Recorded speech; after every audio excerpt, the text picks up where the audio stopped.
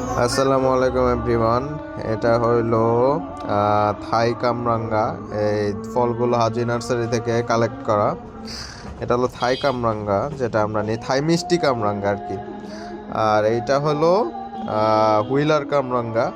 দুইটা আলাদা আলাদা করে রাখা, কারণ আজকে আমরা এটা টেস্ট করব যে আসলে থাই এবং হুইলার কামরাঙ্গার মধ্যে টেস্টের আসলে পার্থক্যটা কি, কতটুকু পার্থক্য, কোনটা বেশি মিষ্টি কোনটা কম মিষ্টি। দেখা যাক। এখন আমরা কামরাঙ্গার ধারগুলো ছিঁড়ে নেব এবং তা কামরাঙ্গাগুলো কেটে নেব। হ্যাঁ,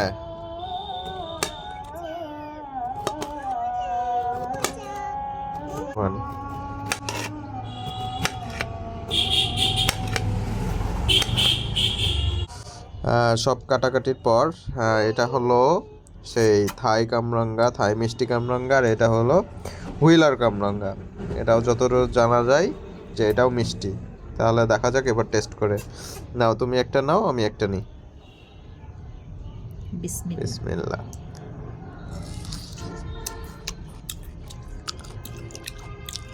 থাই মিষ্টি কামরাঙ্গা, যেটা স্বাভাবিকভাবে মিষ্টি হয়, মিষ্টি।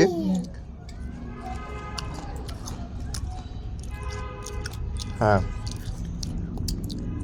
আচ্ছা, এবার আমরা তাহলে যেটা হুইলার কামরাঙ্গা সেটা টেস্ট করবো। এবার তুমি একটা নাও, আমি একটা নিই। টেস্টটা, পার্থক্যটা কোথায় সেটা বলো।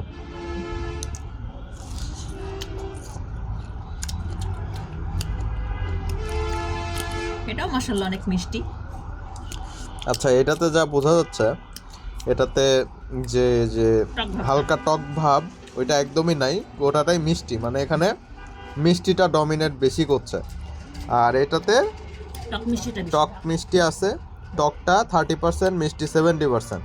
এটাতে গোটাটাই হলো মিষ্টি, কিন্তু মিষ্টিটা আসলে টক থাকলে মিষ্টিটা যেমন লাগে তেমন না। এটা মিষ্টিটা হালকা একটু পানসা পানসা মিষ্টি, কিন্তু তবু মিষ্টি গোটাটা, মানে টকের কোনো চিহ্ন নাই।